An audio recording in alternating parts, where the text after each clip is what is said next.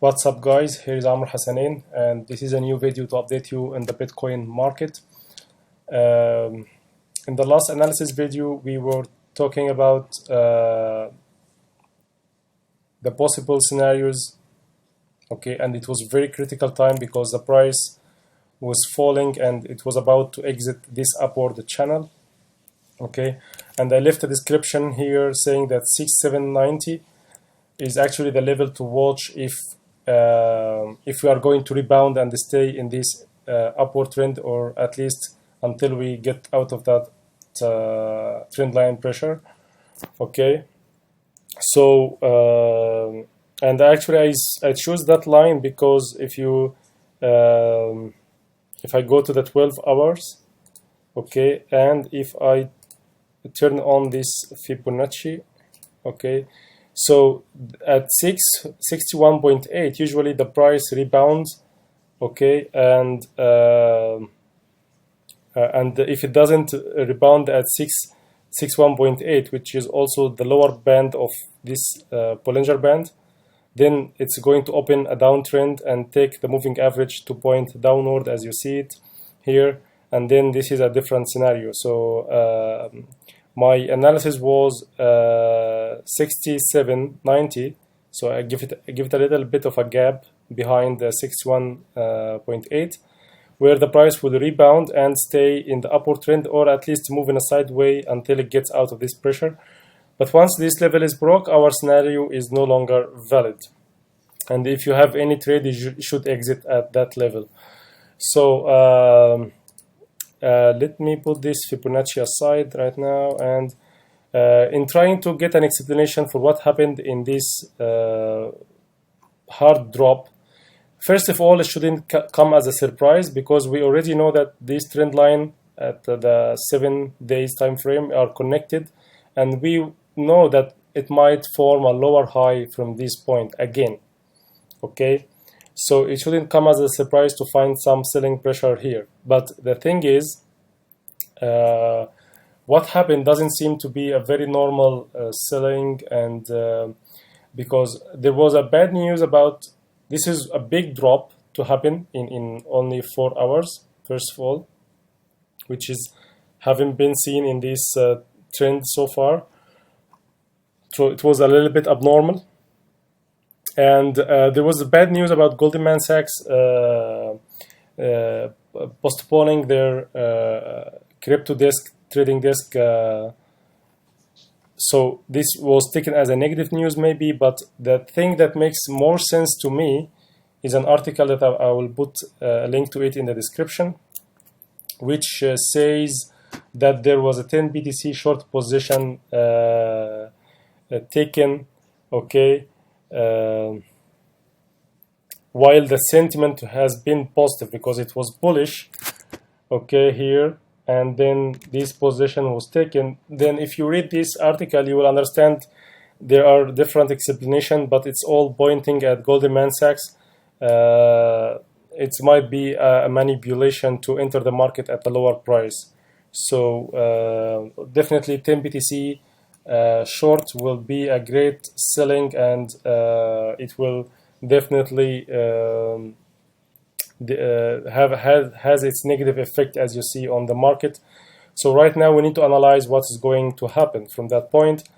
First of all, I want to tell everyone that I have few videos that I recorded before here, just if you want to understand why I'm talking about hitting the 8400 level again.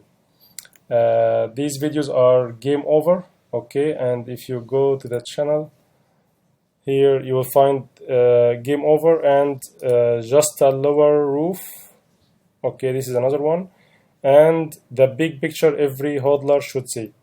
This, if you see at least that one, big picture every hodler should see, then you will understand the importance of going to 8400 again. Then you will understand my point of analysis, my point of view of this analysis. But right now we have, from this situation right now, okay, now it seems like a lower high is being formed. A lower high will be completely formed once we touch this area. Every lower high pushes the price to this area. We have seen that many times during this year. Okay, so a complete lower high will push the price here.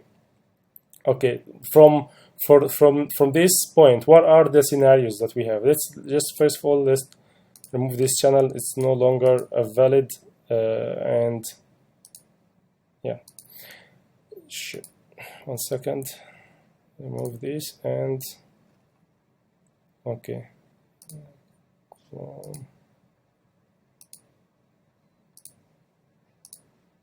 Just keep this because this is our area of support. We want to have a close look at this. So the strongest line that has been holding so far very good, which is this area in general, not the 8500 alone, but this area has been pushing the price, this area between 6000 and 5800. It usually pushes the price up. Okay. So now what? This area actually, if you see, it was like that.